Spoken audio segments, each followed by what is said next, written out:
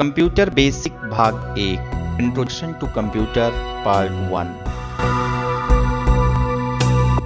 इस अध्याय में आप सीखेंगे कंप्यूटर एक परिचय, कंप्यूटर के कार्य, कंप्यूटर प्रणाली के विशिष्ट लक्षण, कंप्यूटर्स का बुनियादी प्रयोग। कंप्यूटर का उपयोग आज जीवन के प्रत्येक क्षेत्र में हो रहा है, जैसे रेलवे रिजर्वेशन इत्यादि। इसकी उपयोगिता पत्र लेखन से लेकर जीवन के हर पहलू में हो रही है। एक कंप्यूटर कई भागों का एक संगठन होता है, जैसे keyboard, mouse, central processing unit यानी सीपीयू, मॉनिटर और प्रिंटर इत्यादि। किसी भी कार्य को करने के लिए कंप्यूटर को निर्देश देना पड़ता है, यानी इंस्ट्रक्शंस देने पड़ते हैं। इन्हीं इंस्ट्रक्शंस को प्रोग्राम कहा जाता है। वास्तव में कंप्यूटर सॉफ्टवेयर और हार्डवेयर दोनों का एक मिक्स रूप यानी समाहित रूप होता है। कंप्यूटर भौतिक भाग, जिसको आप देख सकते हैं और अनुभव कर सकते हैं, वे हार्डवेयर कहलाते हैं, जैसे keyboard, mouse, central processing unit यानी सीपीयू, मॉनिटर, प्रिंटर इत्यादि। कंप्यूटर के वे भाग जिनको केवल देख सकते हैं और समझ सकते हैं, उनको सॉफ्टवेयर कहते हैं। वो फिजिकल अवेलेबल नहीं होते हैं, जैसे MS वर्ड, पैड, पेंट इत्यादि। कंप्यूटर को विभिन्न भागों में विभाजित किया गया है, जैसे कि super computer, main frame computer, mini computer और माइक्रो कंप्यूटर इत्यादि। ये उनकी साइज और स्पीड के हिसाब से विभाजन किया गया है। आइए अब जानें कि कंप्यूटर है क्या। कंप्यूटर का अर्थ कंप्यूट करना होता है, जिसका अर्थ है गणना करना। हिंदी में इसे संगणक कहते हैं। कंप्यूटर का उपयोग न सिर्फ हिसाब करने के लिए होता है, कि इसका प्रयोग जीवन के हर क्षेत्र में हो रहा है, जैसे डेटाबेस बनाना, रेलवे रिजर्वेशन इत्यादि।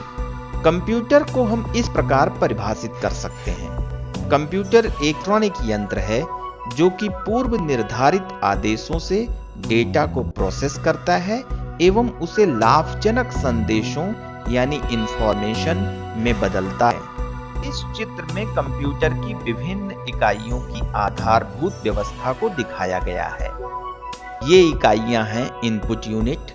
इनपुट यूनिट का कार्य यूजर द्वारा डेटा को कंप्यूटर में भेजने के लिए होता है, जैसे बोल्ड। मेमोरी का कार्य डेटा को सुरक्षित करना है।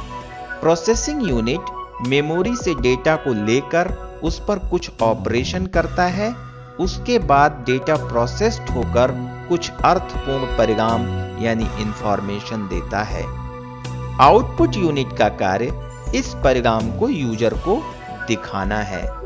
चित्र के माध्यम से हम कंप्यूटर के मूल संगठन को समझ सकते हैं। कंप्यूटर मुख्य रूप से 4 प्रकार के कार्यों को करता है। पहला, इनपुट। कोई भी कार्य करने के लिए कंप्यूटर को डेटा की आवश्यकता होती है। यह डेटा किसी इनपुट उपकरण की सहायता से इनपुट किया जाता है, जैसे कीबोर्ड या माउस इत्यादि। प्रोसेसिंग। कंप्यूटर कुछ पूर्व निर्धारित आदेश से कार्य करता है, जिसे प्रोग्राम कहते हैं। आउटपुट। जब कंप्यूटर प्रोसेसिंग कर लेता है तो वह नतीजे पेश करता है, यानी इंफॉर्मेशन देता है, जिसे आउटपुट कहा जाता है। यह आउटपुट किसी आउटपुट यूनिट के द्वारा प्राप्त होता है, जैसे कि मॉनिटर या प्रिंटर, जिस पर यूजर आउटपुट को देख सकता है। मेमोरी। जब कंप्यूटर पे कार्य करते हैं तो हम अपने डेटा को सुरक्षित रखना चाहते हैं, जिसका उपयोग हम फ्यूचर में भी कर सकें।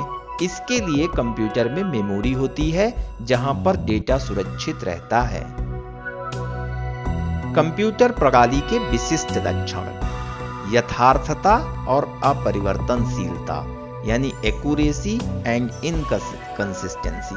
कंप्यूटर कभी भी त्रुटिपूर्ण नतीजे नहीं निकालता है। कभी कभार यह जो गलत नतीजे देता है, उसका कारण यूजर की गलती है, कंप्यूटर की नहीं। निरंतरता। दूसरा कंप्यूटर का फायदा ये है कि यह एक ही काम को बिना थके बार बार कर सकता है, फिर भी इससे किसी प्रकार की गलती नहीं होती है। यानी अगर हमने कंप्यूटर को सही इंस्ट्रक्शन दिए हैं तो वो उस काम को बार बार सही ढंग से करेगा। और कंप्यूटर का क्या फायदा है? संचय क्षमता, स्टोरेज। कंप्यूटर बहुत सारा डेटा इकट्ठा रख सकता है, संचय कर सकता है, और यूजर अगर फ्यूचर में चाहे तो उस डेटा का प्रयोग कर सकता है। एक और कंप्यूटर का लक्षण है कि computer is enable to think, यानी वो सोचने में असमर्थ है। कंप्यूटर अपने आप कुछ नहीं सोच सकता है।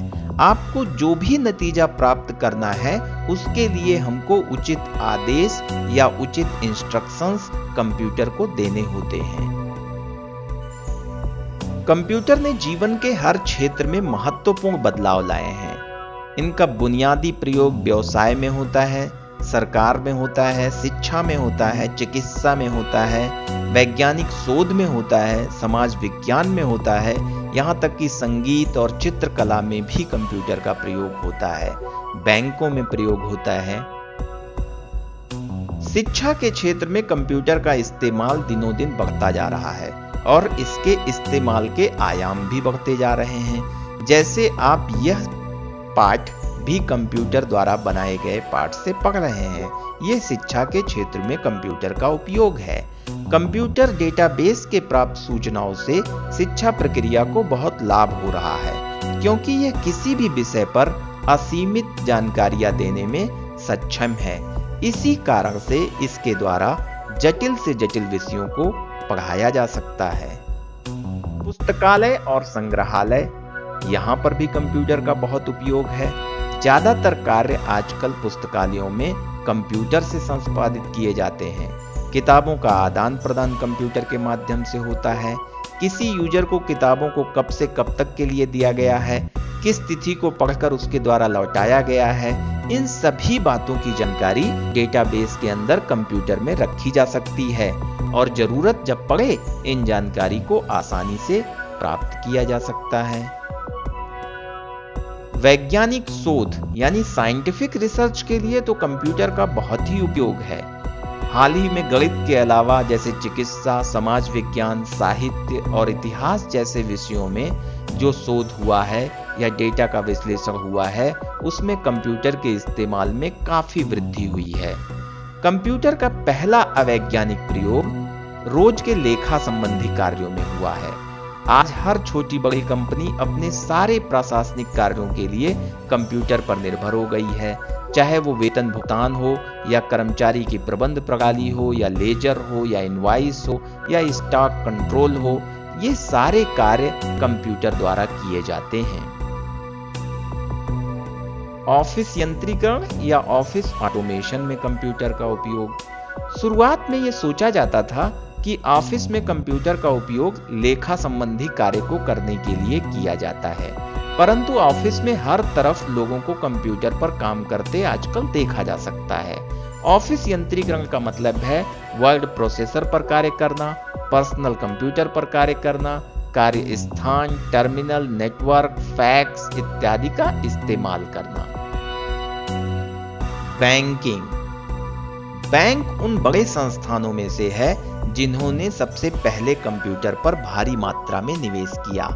आज ऐसी स्थिति है कि बैंक संपूर्ण रूप से कंप्यूटर पर निर्भर हैं। आप एटीएम मशीन देखिए, इंटरनेट बैंकिंग देखिए, फोन बैंकिंग देखिए, ये सारी सुविधाएं कंप्यूटर के माध्यम से उपभोक्ताओं को बैंक दे रहा है।